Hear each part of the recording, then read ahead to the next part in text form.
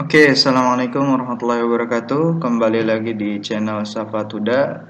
Kita kali ini akan berbicara teknik supervisi pendidikan. Oke ya. Nah, kita tahu bahwa kemarin di video sebelumnya saya menjelaskan supervisi kepala sekolah ya, supervisi kepala sekolah di mana inti dari supervisi itu sebenarnya pembinaan ya, improvement dan development gitu ya, memperbaiki dan mengembangkan gitu ya, meningkatkan. Maka sejatinya secara sederhana seperti itulah supervisi yang sebenarnya gitu ya. Lalu disambungkan dengan supervisi ilmiah yang tentu dengan langkah-langkah yang sistematis sehingga di dalam prosesnya kita dapat melakukan ya perbaikan dan pengembangan baik itu kompetensi dari sumber daya manusianya begitu, atau misalkan dari segi sarana prasarananya atau sistem pun yang bisa kita perbaiki. Jadi intinya peningkatan untuk kompetensi ya gitu, peningkatan sarana prasarana, peningkatan sistem. Jadi tujuannya seperti itu, bukan untuk mencari permasalahan-permasalahan lalu memberikan punishment ya. Itu tidak benar gitu.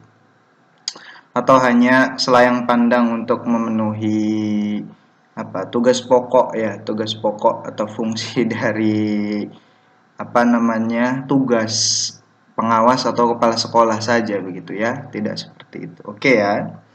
Itu untuk awalannya agar kita nyambung begitu. Nah, oke. Nah, di sebelum kita berbicara teknik, nah sebenarnya teknik itu merupakan strategi gitu ya, karena strategi itu merupakan teknik dan cara yang digunakan supervisor atau kepala sekolah dalam rangka mengetahui nih kemampuan dan kesulitan guru-guru dalam pelaksanaan proses belajar mengajar di sekolah. Jadi seperti itu ya. Jadi kemampuan untuk mengetahui kemampuan dan kesulitan. Jadi antara kapasitas dengan hambatan. Nah, itu kita harus mengetahui itu sebagai kepala sekolah sehingga nanti didapatkanlah cara-cara ya untuk menyelesaikan permasalahan tersebut dengan kita sudah mengidentifikasi kemampuan dan kesulitan ya, ada kompetensi atau hambatan yang ada di lapangan begitu. Tentu yang di lapangan itu kan banyak aspeknya, bisa jadi tenaga pendidikan, sistem ya kan, sarana prasarana. Nah, itu seperti itu. Nah, kalau berbicara strategi, tentunya kita akan memahaminya merupakan suatu rencana yang cermat ya mengenai kegiatan untuk mencapai sasaran khusus. Nah, jadi memang posisinya di sini perencanaan ya, rencana yang cermat sehingga nanti ujungnya adalah kita akan mendapatkan atau mencapai tujuan yang sudah kita rencanakan. Ya, seperti itu. Nah, di sini ada ada dua nanti prosesnya. Jadi expect and inspect in the is the overarching role, lalu nanti ada pertemuan atau percakapan pribadi dengan guru. Nah, ini merupakan item besar dalam rangka untuk strategi supervisi pendidikan. Oke ya. Nah, ini ada beberapa ilustrasi gambar ya. Kalau misalkan teman-teman lihat gambar di sini ada kepala sekolah yang sedang berdiskusi ya. Nah, ini merupakan salah satu supervisi. Nah, ini pendekatannya supervisi pribadi. Nanti di slide selanjutnya kita akan membahas teknik-teknik supervisi pendidikan yang dilakukan oleh kepala sekolah begitu ya. Nah, ini dia yang penting yang harus kita jadikan acuan, di dalam rangka melakukan supervisi ya. Ini dari Sergio Vanni, seorang peneliti di bidang pendidikan ya. Nah, Yang pertama adalah really out predetermined standard to which teacher must measure up. Nah, di sini secara sederhana itu kita harus mempercayai standar atau alat ukur yang telah ditentukan guru dalam mengukur kegiatan yang dilakukannya. Jadi standar-standar atau alat-alat ukur yang sudah ditentukan guru ya dalam mengukur kegiatan yang dilakukannya, artinya di sini kan nanti kalau misalkan si guru memberikan pengajaran, pembelajaran, itu kan alat ukurnya salah satunya adalah evaluasi.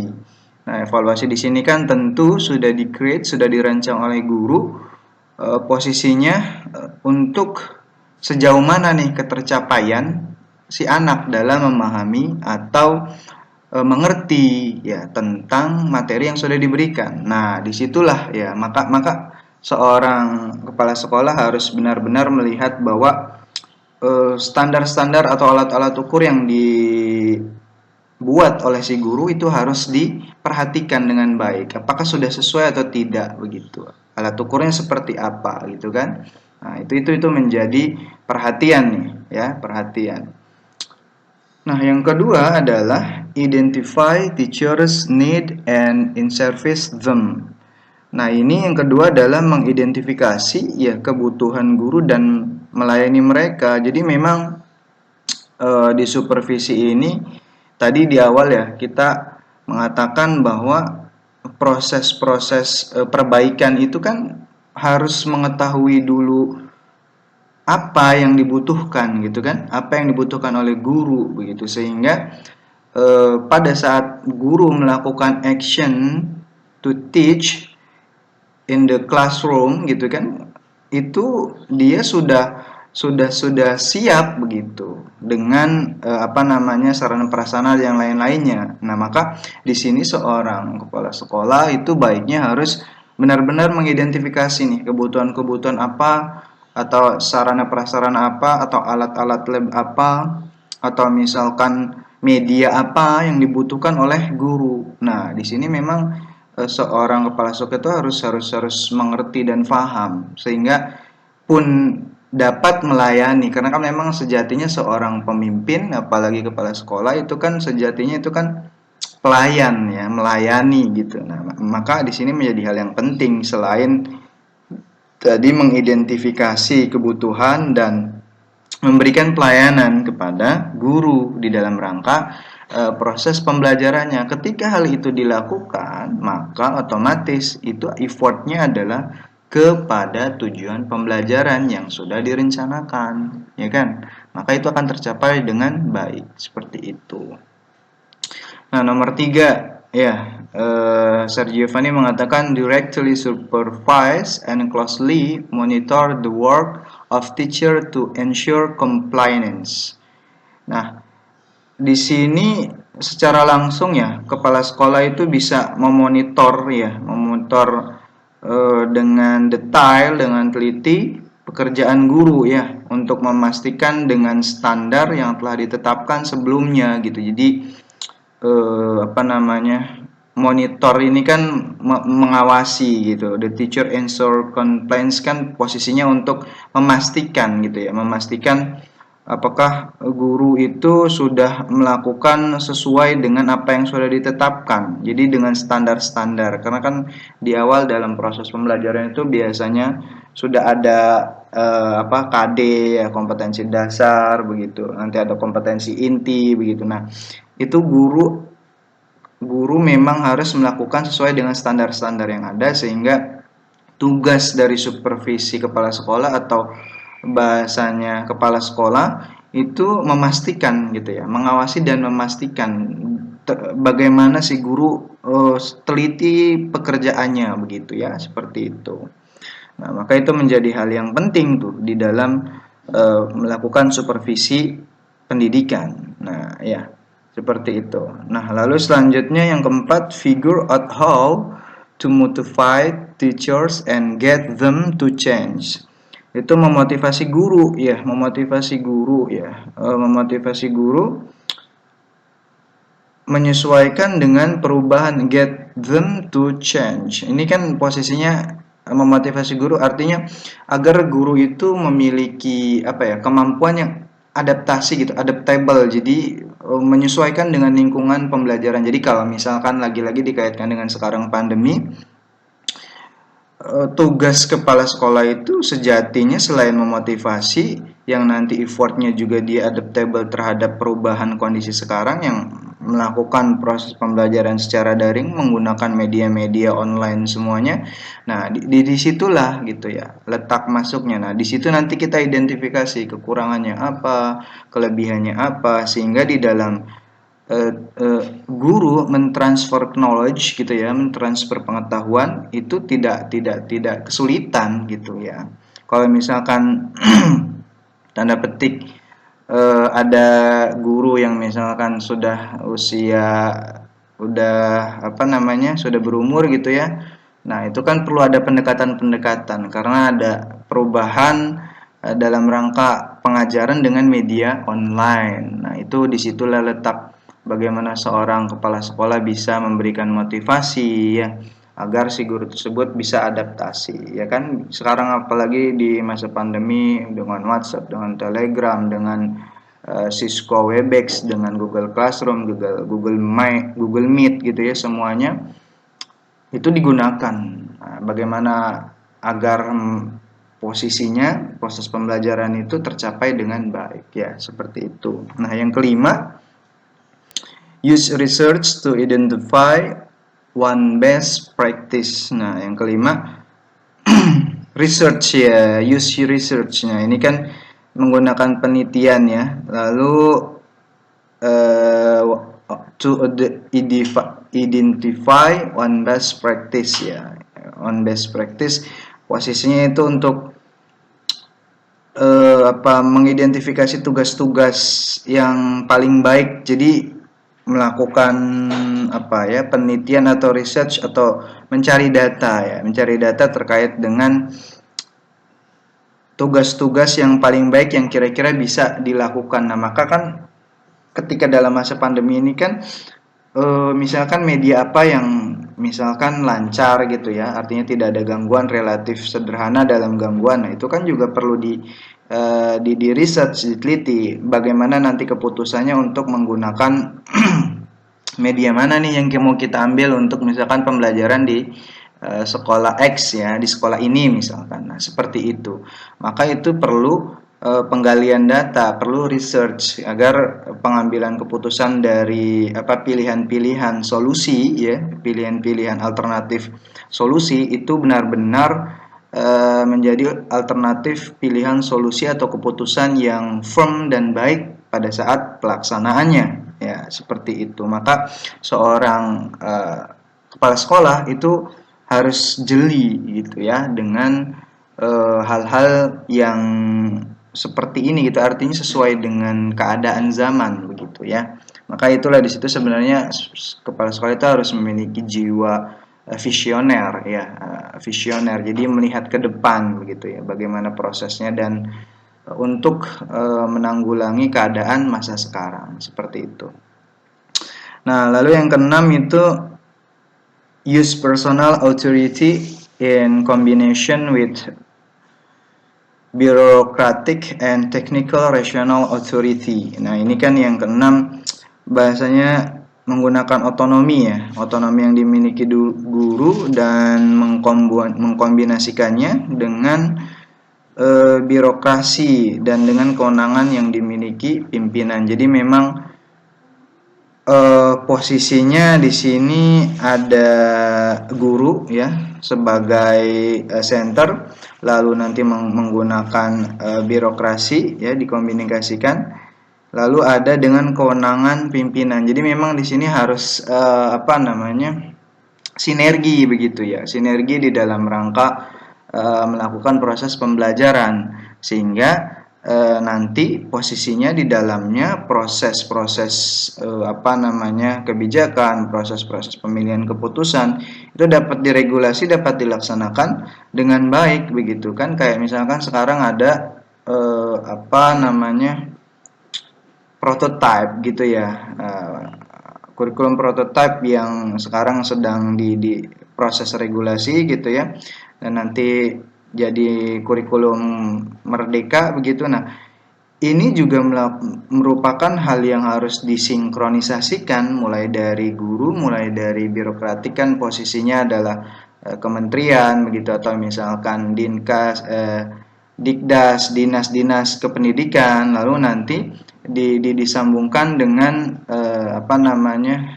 kewenangan dari pimpinan, terutama kewenangan pimpinan dari kepala sekolah, supervisi di sini. Maka posisinya di sini menjadi hal yang penting tuh, sinergitas antara guru, ya kan, lalu pemerintahan, lalu pimpinan, terutama pimpinan yang di sekolah, yaitu kepala sekolah begitu. Nah, ini menjadi hal yang penting di dalam rangka untuk mengefektifkan dan mengefisiensikan proses pembelajaran gitu ya. Nah, yang nomor 7 adalah standardize to work of the teaching the reflect the best why.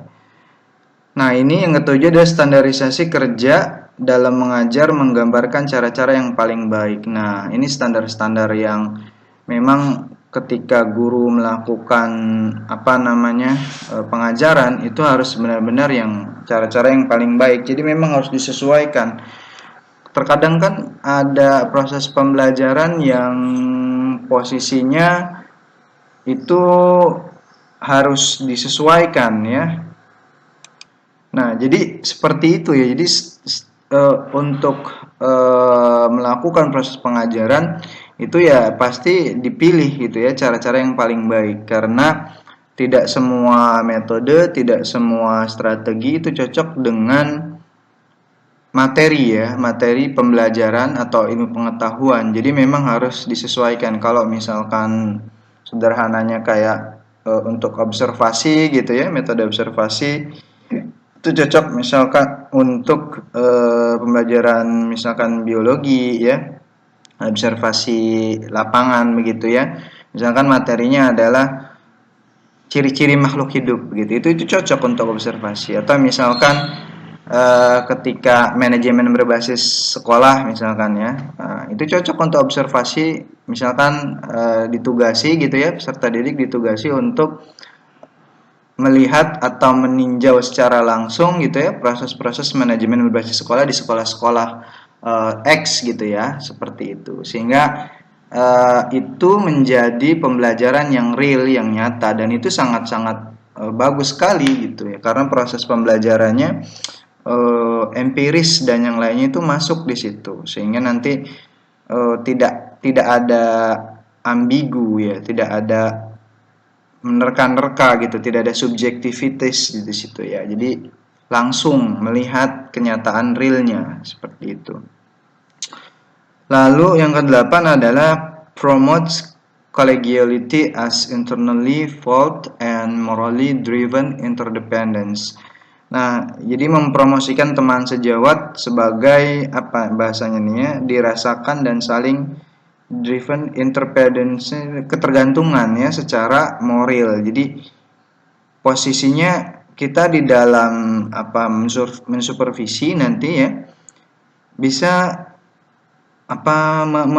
mempromosikan gitu, mempromosikan teman kita nih, misalkan si X misalkan kompetensi di bidang IT-nya, si guru X gitu ya, kompetensinya di bidang IT bagus. Nah, itu kan bisa juga posisinya melakukan sharing kompetensi gitu. Tidak hanya 1, 2, 3 guru itu kan bisa mendriven gitu ya, bisa melakukan pengajaran kepada guru-gurunya, sehingga di dalam proses supervisi ini hal-hal seperti itu menjadi hal yang penting gitu. Nanti seorang kepala sekolah dapat melihat dengan baik mana kelebihan, mana kekurangan, sehingga nanti dalam proses memperbaiki dan mengembangkan begitu ya, itu akan berjalannya itu sinergi, akan sistematis gitu, sehingga permasalahan-permasalahan yang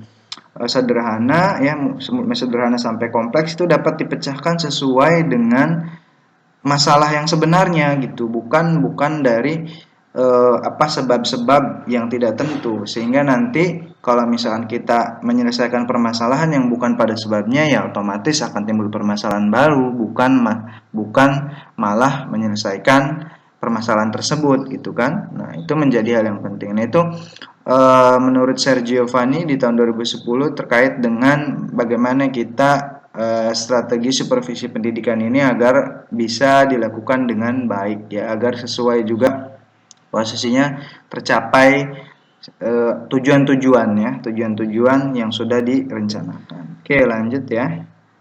Nah, ini ya kalau kita melihat ilustrasi gambar ini kan ada proses apa namanya pemeriksaan lah ya, supervisi yang dilakukan oleh kepala sekolah terhadap guru begitu ya. Nah, ini ada ada tiga macam teknik supervisi. Yang pertama itu adalah kunjungan kelas, yang kedua itu adalah pertemuan pribadi, yang ketiga merupakan rapat sekolah. Nah, ya ini teknik-teknik supervisi yang dilakukan oleh kepala sekolah ya. Nah, ini dirangkumkan seperti ini. Nanti di dalam prosesnya itu tentu ya, di dalam teknik supervisi ini disesuaikan dengan lingkungan sekolah, disesuaikan dengan lingkungan sekolah sehingga bisa adaptable gitu ya, disesuaikan tentu dengan melihat misalkan SDM, sarana prasarana begitu ya, apa namanya sistemnya seperti apa. Nah, itu bisa dilakukan, diadaptasi begitu ya. Nah, oke ya, lanjut ya. Oke, ini kita lihat di ilustrasi gambar ya. Ini ada seorang guru ya yang sedang disupervisi oleh kepala sekolah. Nah, ini posisinya apa namanya ya? Apa kira-kira teman-teman kalau melihat seperti ini? Ya, kepala sekolah datang ke kelas. Nah, ini namanya kunjungan kelas. Oke ya, ini adalah kunjungan kelas ya. Nah, kunjungan kelas. Nah, sebenarnya di kunjungan kelas ini posisinya adalah bisa gitu ya, bisa seorang kepala sekolah itu memberitahukan terlebih dahulu begitu ya, atau juga tidak memberitahukan terlebih dahulu ya, atau kunjungan kelas atas undangan. Jadi di sini nanti sifatnya seperti itu. Ada tiga pilihan ya. Nanti makanya itu diadaptasi sesuai dari lingkungan sekolahnya seperti apa ya. Kalau misalkan lingkungan sekolahnya lagi apa namanya ya, ingin butuh peningkatan mutu gitu dengan baik, ya baiknya tidak usah diberitahukan dulu ke guru sehingga nanti benar-benar secara alamiah itu akan bisa mendongkrak proses mutu dari sekolah tersebut begitu ya. Nah, tentu di dalam prosesnya ya, di dalam proses kunjungan kelas ini kan nanti ada monitoring ya, evaluasi. Nah, lalu ada pembagian apa namanya kerja gitu ya, pegawai atau guru dalam bekerja ini itu menjadi hal yang penting gitu. Ya sebenarnya sama saja gitu ya, apakah si guru pada saat mengajar di kelas itu sesuai tidak nih dengan ketentuan-ketentuan atau misalkan namanya di RPP-nya gitu ya, rancangan proses pembelajaran, itu sesuai atau tidak gitu, atau menyimpang atau tidak, karena itu menjadi hal yang penting ya, acuan-acuan RPP itu ya, apalagi sekarang RPP satu lembar. Nah, jadi guru diberikan fleksibel di dalam rangka meng-create atau mendesain bagaimana proses pembelajaran di kelas seperti itu ya. Jadi tadi tuh kalau misalkan mau diberikan apa supervisi kunjungan kelas, itu tadi tiga pilihannya, boleh diberitahu terlebih dahulu ya, boleh tidak, lalu boleh kunjungan kelasnya atas undangan gitu. Jadi si guru mengundang kepala sekolah untuk datang ke kelasnya begitu, tentu secara sistematisasi semuanya sudah dilakukan begitu ya gitu oleh si guru dan kepala sekolah atau lembaga pendidikan tersebut, sehingga proses-proses administrasinya sudah rapi begitu. Itu ya. Nah, ini tujuan dari kunjungan kelas ya. Tujuan dari kunjungan kelas, supervisi kunjungan kelas Salah satunya ini. Nah, maka sebenarnya di dalam kunjungan kelas itu memang sebelumnya gitu ya, itu harus ada persiapan, pelaksanaan dan tindak tindak lanjut. Nah, persiapannya seperti apa? Nah, pada saat proses pelaksanaan seperti apa nanti ada tindak lanjut. Jadi memang ini nanti ada keberlanjutan setelah di kunjungan kelas. Nah, tindak lanjutnya apa nih gitu, ya kan? Ketika misalkan si kepala sekolah melihat pelaksanaannya begitu ya, mulai dari persiapannya sudah matang, misalkan tools mengajar si guru sudah matang gitu ya, sudah ada semua. Nah, lalu pelaksanaan. Nah, ketika di pelaksanaan itu kan kepala sekolah bisa melihat kekurangannya di mana, kelebihannya di mana. Nah, sehingga di dalam rangka proses selanjutnya adalah tindak lanjut tuh, ditindak lanjut. Nah, tindak lanjut ini posisinya adalah melakukan review atau perbaikan secara kontinu ya. Perbaikan secara kontinu. Nah, yang selanjutnya adalah satu, tujuannya itu mengetahui tingkah laku guru dalam situasi belajar mengajar ya.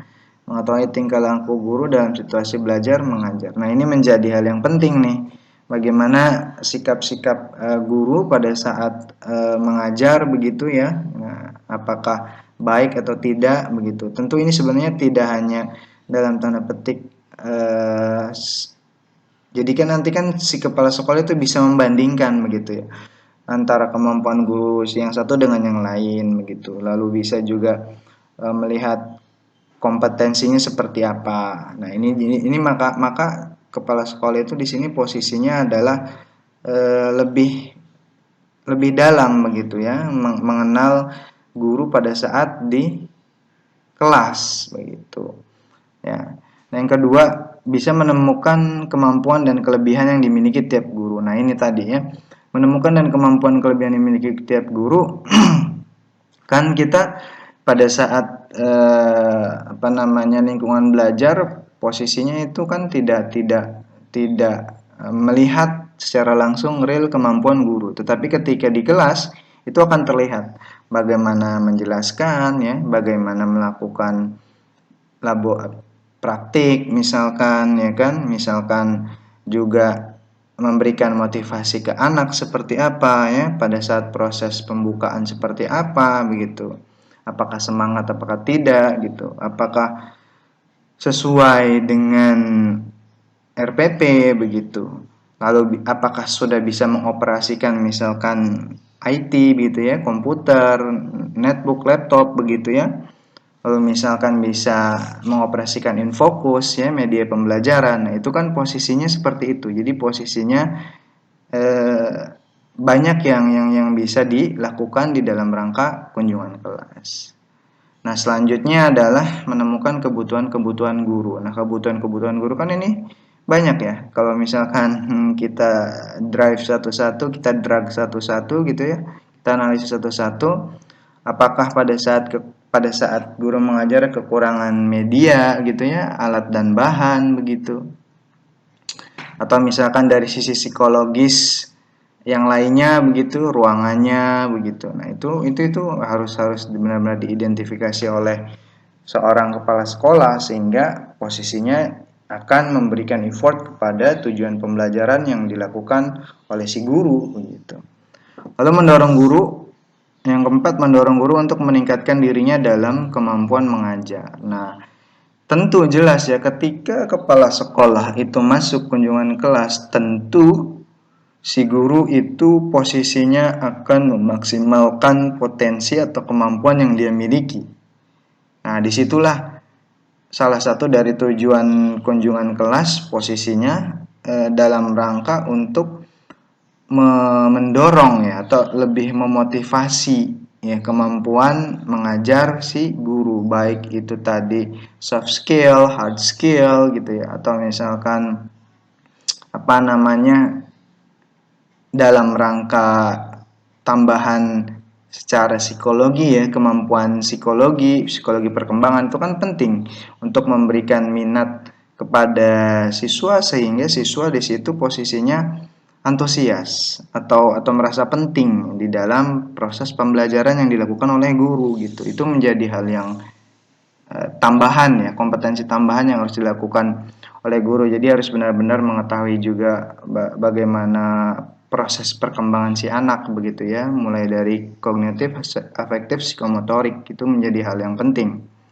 Nah, selanjutnya yang kelima, memperoleh informasi atau data yang digunakan dalam penyusunan program supervisi. Jelas ya, ketika kepala sekolah melakukan kunjungan kelas, informasi dan data itu digunakan untuk penyusunan program supervisi. Jadi ada mulai dari tadi, kalau prosesnya ada perencanaan, pelaksanaan, lalu tindak lanjut. Nah, data-data yang diperoleh di kelas gitu kan, tentu kan guru itu kan banyak ya, maka setiap kelas itu dikunjungi, lalu dianalisis begitu bagaimana proses pelaksanaan perencanaannya ya, dari misalkan guru A, B, C, D, E, F, G gitu ya. Nah, itu informasi-informasi yang ada, data-data yang ada, baik secara kuantitatif atau data kualitatif, itu digunakan effortnya. Jadi untuk nanti penyusunan program supervisi selanjutnya. Karena kan supervisi kan berkala ya, jadi tidak sekali lakukan lalu selesai, tidak, karena kan ini dalam rangka pembinaan ya kan, perbaikan, dalam rangka pengembangan mutu pendidikan, maka memang ini prosesnya kontinu gitu, tidak hanya sekali. Maka tadi tuh data-data, info-info yang sudah didapatkan pada saat kepala sekolah kunjungan ke kelas-kelas itu digunakanlah untuk penyusunan program supervisi selanjutnya atau tindak lanjut begitu. Selanjutnya yaitu mengetahui sampai di mana guru-guru berusaha melaksanakan saran-saran dan anjuran-anjuran yang pernah diberikan. Nah, ini kan maksudnya ketika diberikan evaluasi, ketika diberikan saran, nah apakah saran atau anjuran-anjuran itu sudah dilakukan atau tidak? Nah, artinya kan di sini kan ada kontinuitas gitu ya, ada keberlanjutan gitu ya dari proses kunjungan kelas yang sudah dilakukan. Jadi intinya memang dia continue gitu, tidak-tidaknya sekali selesai gitu. Dan memang kalau untuk pengembangan mutu pendidikan ya harus berproses begitu. Jangan salah kaprah, kepala sekolah hanya melakukan supervisi sekali, setelah itu ya sudah, tidak ada tindak lanjut, tidak ada perbaikan, tidak ada pengembangan dari proses supervisi yang dilakukan itu. Nah, itu kan menjadi hal yang sayang sekali untuk dilakukan gitu. Kalau hanya sebatas posisinya sebatas untuk mengetahui aja gitu, tapi tidak melakukan perbaikan dan pengembangan begitu. Yang ketujuh, menimbulkan pengertian dan kepercayaan guru terhadap program supervisi. Jelas ya. Jadi di sini nanti guru akan merasakan kemanfaatannya pada saat dikunjungi oleh kepala sekolah begitu. Otomatis akan secara baik langsung atau tidak langsung itu akan memberikan rasa keterpercayaan gitu ya, pede dari seorang guru.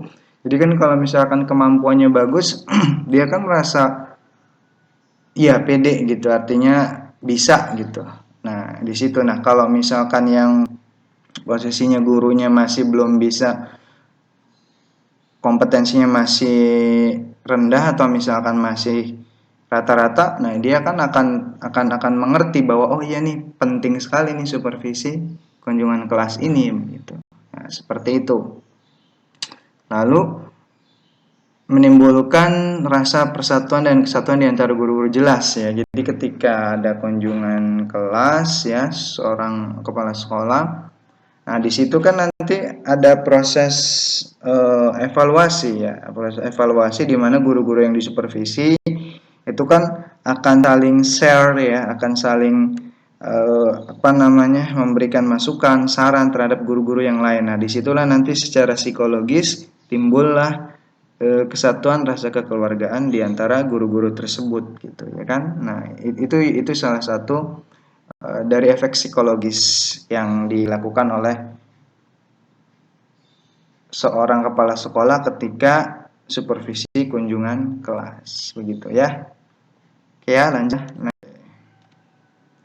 Nah, ini kalau kita lihat ini kan kunjungannya face to face ya, pribadi gitu, 2 orang saja. Oke. Ini juga sama ya, face to face. Jadi masing-masing itu cuma berdua saja gitu ya, tidak ada siapa-siapa gitu. Maka ini menjadi hal yang penting. Oke.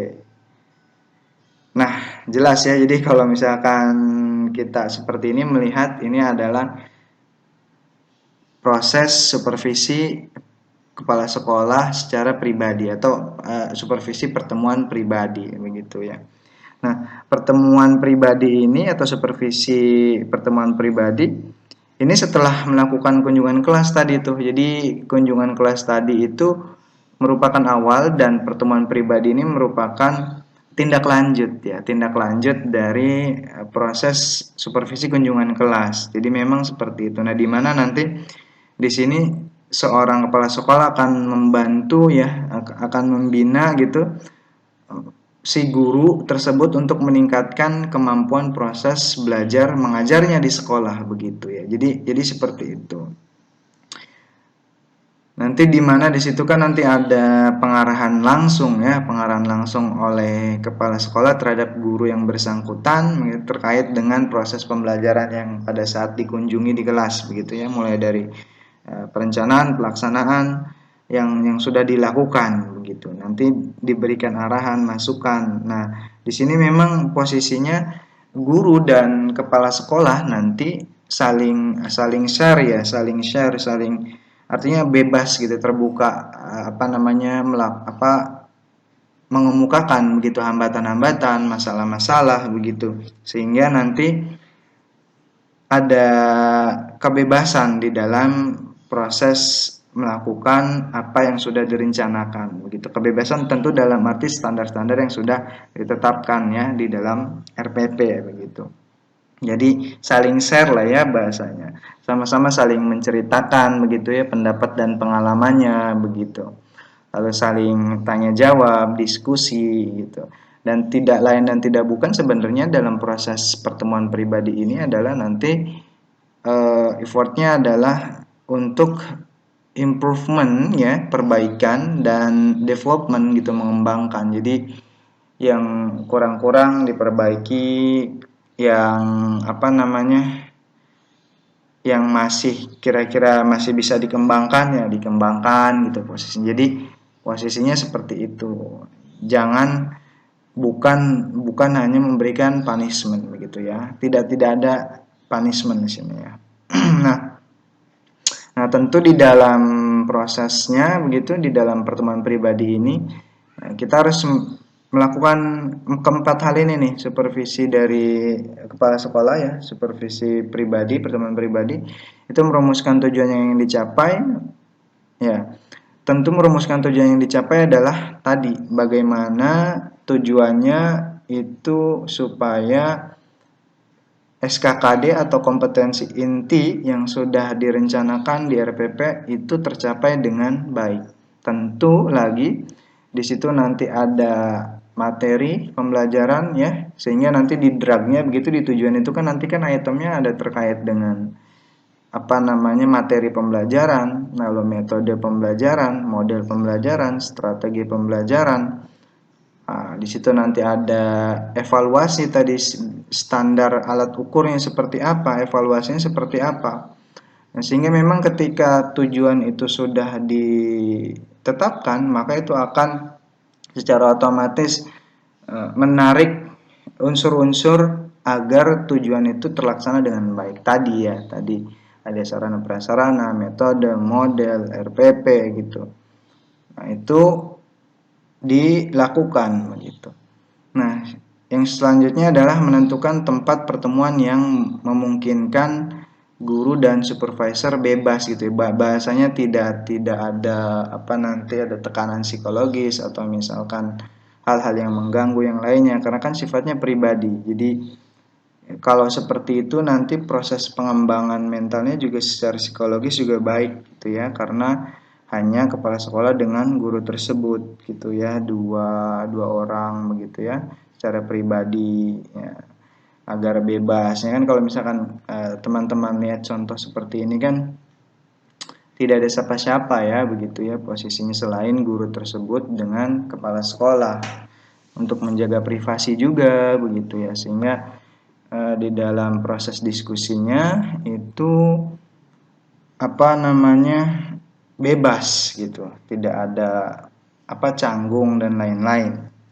Nah, itu menjadi hal yang penting, ataupun bisa dilakukan misalkan kalau ini kan di sekolah ya, atau misalkan di luar gitu ya, di taman atau misalnya di perpustakaan bisa itu dilakukannya. Kalau ini kan kita melihat ini di ruang sekolah gitu. Nah, tinggal untuk masalah pertemuan pribadi ini posisinya fleksibel ya. Jadi artinya tinggal pengaturan si kepala sekolah dan si guru tersebut tinggal di mana penentuannya agar sama-sama dalam proses pertemuan pribadi ini benar-benar menghasilkan perubahan begitu ya, seperti itu. Nah, lalu membuat catatan selama pertemuan. Nah, ini catatan-catatan ya. Jadi membuat catatan-catatan yang dilakukan oleh guru yang bersangkutan ya, guru yang bersangkutan membuat catatan-catatan, masukan-masukan atau anjuran-anjuran, saran-saran yang dilakukan oleh kepala sekolah kepada guru tersebut. Ataupun misalkan juga guru mengungkapkan pendapat terkait dengan yang sudah diberikan oleh kepala sekolah. Jadi posisinya saling share gitu ya.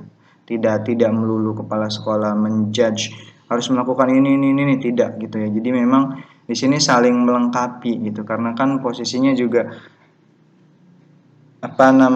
seorang guru kan bidangnya masing-masing berbeda. Nah, yang mengetahui secara detail bagaimana metode, konsep, model yang sesuai itu kan otomatis guru. Nah, disitulah proses pertemuan pribadi ini secara baik akan mencapai tujuan jika ada saling share dan diskusi tersebut. Posisinya seperti itu ya. Nah, lalu selanjutnya agendakan pertemuan selanjutnya. Nah, jadi memang agendakan pertemuan selanjutnya ini setelah melakukan catatan-catatan gitu ya, sudah ada catatan-catatan yang harus diperbaiki, yang harus dilakukan, yang harus dikembangkan begitu. Nah, agendakan pertemuan selanjutnya. Jadi artinya untuk mengagendakan pertemuan selanjutnya ini kan posisinya untuk agar keberlanjutan dari masukan-masukan, saran-saran itu sudah dilakukan atau belum gitu. Atau sudah tercapai atau belum gitu. Sehingga ya jelas harus ada tindak lanjut gitu ya, harus ada tindak lanjut sehingga benar-benar saran, masukan dan yang lainnya itu sudah dilakukan dengan baik, sehingga ujungnya adalah untuk pencapaian kompetensi yang dimiliki oleh seorang siswa, seperti itu ya. Lalu sampai kapan pertemuan itu dilakukan ya? Sampai posisinya sudah tercapai gitu. Jadi ketercapaian dari sebuah tujuan itu sudah tercapai ya sudah, seperti itu. Jadi selama masih ada hambatan, masih belum tercapai, itu harus dilakukan terus tuh posisinya. Harus dilakukan terus. Nah, selanjutnya next ya. Nah, ini kita ke rapat sekolah. Ya, rapat sekolah ini mulai dari tadi ya, itu berjenjang tuh, mulai dari kunjungan kelas, lalu pertemuan pribadi. Nah, ini dari selanjutnya rapat sekolah. Ini kalau misalkan kalian amati ya, teman-teman amati, ini posisinya menanjak gitu ya, artinya secara simultan dari kunjungan kelas, pertemuan pribadi, rapat sekolah, sehingga nanti di rapat sekolah ini tinggal mensinergikan gitu ya, sinergikan semuanya, karena kan di rapat sekolah ini kan posisinya nanti supervisinya gitu, ini nanti kan semua stakeholder ya, guru sekolah gitu Kak, guru, kepala sekolah, lalu misalkan ada beberapa stakeholder ya, ada tenaga kependidikan juga di situ gitu. Nah itu membicarakan terkait dengan perbaikan dan pengembangan pendidikan ya di pembelajaran sekolah. Jelas ya, ketika rapat sekolah itu pasti akan membicarakan dan mengevaluasi bagaimana proses perbaikan dan pengembangan di sekolah tersebut. Nah, maka otomatis kan di dalam proses penyelenggaraan itu kan banyak informasi yang didapat. Nah, informasi itu nanti posisinya bisa disinkronisasikan dengan apa yang sudah dilakukan oleh kepala sekolah pada saat rapat kunjungan kelas dan pertemuan pribadi. Nah, ini disinilah posisinya untuk mensinergikan semuanya gitu. Nah, ini bisa dilakukan dengan baik kalau posisi kunjungan kelas dan pertemuan pribadi itu berjalan dengan efektif. Ya, seperti itu. Oke ya. Nah, ini seperti ini ya. Guru-guru sedang rapat gitu posisinya. Nah, ini dia. Nah, tadi ya, saya sedikit sudah menyinggung. Nah, tentu memang sejatinya di rapat sekolah ini juga untuk masalah waktunya gitu ya, bisa reguler rutin, misalkan kalau misalkan di rapat sekolah bisa sebulan sekali begitu ya, bisa seperti itu, atau misalkan eh, 2 minggu sekali ya. Memang idealnya mungkin sebulan sekali gitu, jadi jeda waktunya itu tidak terlalu pendek dan tidak terlalu panjang ya, di tengah gitu, karena kan proses KBM kalau sebulan itu kan sudah ada pencapaian SKKD-nya itu pas gitu ya. Atau juga bisa rapat sewaktu-waktu gitu ya, tidak menurut jadwal. Jadi tentatif gitu ketika seorang kepala sekolah melihat, oh perlu nih sekarang nih rapat gitu ya, karena kondisinya melihat misalkan secara faktual di lapangan setelah kunjungan kelas misal begitu ya, eh, banyak permasalahan yang harus diperbaiki, ya boleh silahkan gitu ya sewaktu-waktu. Atau juga ketika proses rapat sekolah ini dilakukan, bisa juga tiba-tiba gitu ya mendesak gitu, karena ada permasalahan yang mendesak gitu, jadi lebih urgent lah ya. Nah, kalau misalkan urgent begini mendesak gitu ya, yang tidak bisa kayak misalkan harus ada instruksi dari misal, biasanya kalau yang rapat mendesak seperti ini terkait dengan kebijakan-kebijakan yang berkaitan dengan instruksi langsung ya, misalkan dari wali kota ya, dinas pendidikan, disdik begitu ya. Nah, itu biasanya rapat-rapat seperti itu ya mau tidak mau langsung dilaksanakan instruksi dari misalkan kepala dari provinsi, dinas, atau misalkan dari pusat, karena sifatnya mendesak sekali untuk dilakukan. Jadi kalau misalkan instruksi kayak di masa pandemi kan kemarin, instruksinya untuk misalkan memakai masker, jaga protokol kesehatan. Nah, itu kan di awal-awal semua lembaga sekolah gitu melakukan instruksi itu gitu, karena memang posisinya mendesak agar COVID-19 tidak menyebar gitu ya, memutus mata rantai itu. Lalu semuanya dilakukan prokes itulah ya, dengan melakukan hal-hal yang memang bisa memutus mata rantai COVID-19. Itu seperti itu. Itu kalau biasanya kalau yang mendesak seperti itu. Atau misalkan juga instruksi dari kementerian ya, dari Menteri Pendidikan, dari Bupati, dari Wali Kota, dari Gubernur, itu bisa ya, seperti itu mendesak. Nah, di rapat sekolah itu intinya nanti tujuannya di situ adalah mengintegrasikan semua staf ya. Yang pertama mengintegrasikan semua staf. Jelas sekali ya. Jadi di staf ini kan posisinya tenaga pendidik, tenaga pendidikan begitu. Yang dimana sistemnya di situ nanti kan berjalan gitu. Sistemnya berjalan sehingga permasalahan-permasalahan yang ada di staf gitu ya, di guru, itu harus memang diselesaikan. Nah, bagaimana semua staf itu bisa secara simultan, secara sinergi ya, itu bersama-sama melakukan program kerja, melakukan tujuan-tujuan yang memang sudah kita sepakati bersama. Nah, disitulah letak pentingnya rapat sekolah. Seperti itu.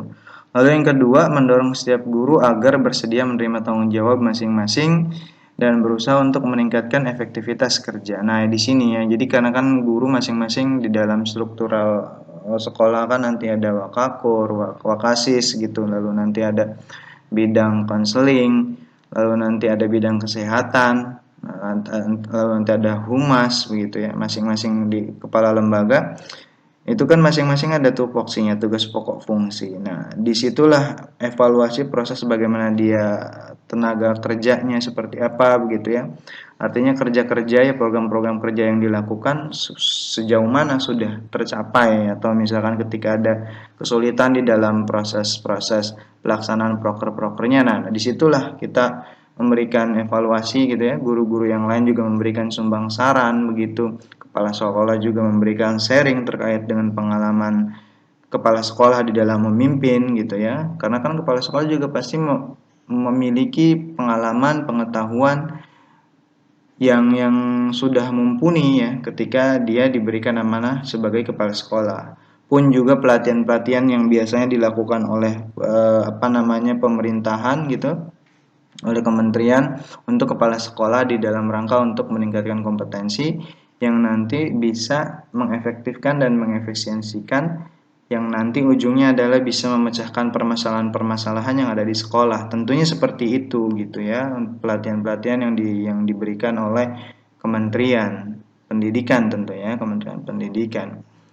Nah, sehingga nanti dengan rasa tanggung jawab itu bisa meningkatkan efektivitas kerja gitu ya, bisa meningkatkan efektivitas kerja dari masing-masing pemegang tanggung jawab gitu ya. Guru ya sebagai misalkan tambahannya itu ada wali kelas bisa ya, terus misalkan juga kepala lembaga bidang misalkan kesiswaan, kepramukaan begitu ya, organisasi sekolah begitu kan, masing-masing ada tanggung jawabnya, sehingga nanti akan lebih efektif tuh di dalam rapat itu. Jadi di rapat sekolah itu memang kompleksitas semua itemnya itu dibahas dan mulai dibahas, sehingga ujung tujuannya adalah tadi agar masing-masing pemegang amanah dapat meningkatkan efektivitas kerjanya ya, ketercapaian program kerjanya begitu.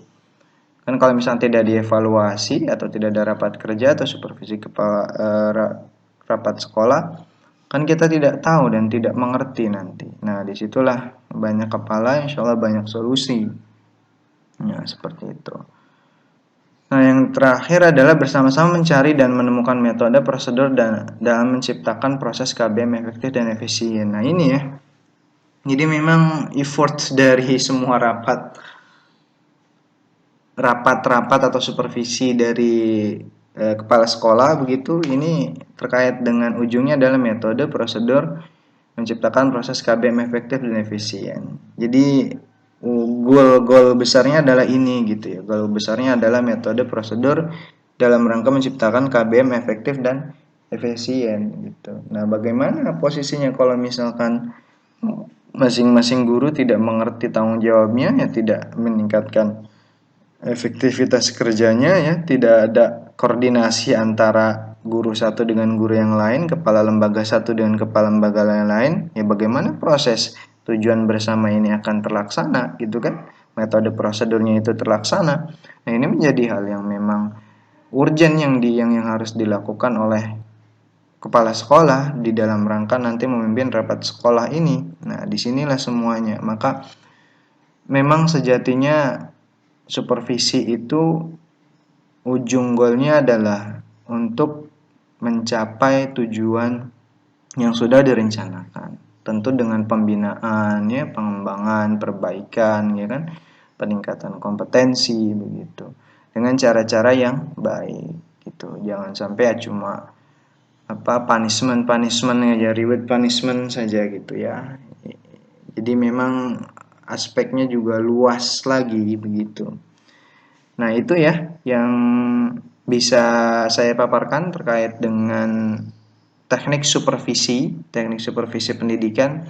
Tadi mulai ada strategi, lalu ada 3 item: supervisi kunjungan kelas, supervisi pertemuan pribadi, supervisi rapat sekolah. Nah, ini semuanya dilakukan oleh kepala sekolah dalam rangka untuk bersama-sama mencari dan menemukan metode, prosedur, dan menciptakan proses KBM yang efektif dan efisien, sehingga goalnya adalah ketercapaian kompetensi pada peserta didik, gitu ya. Seperti itu. Kalau misalkan ada pertanyaan atau misalkan komentar, silakan tulis di kolom komentar ya. Kalau nanti insya Allah dijawab begitu ya, tidak usah ragu. Seperti itu. Assalamualaikum warahmatullahi wabarakatuh.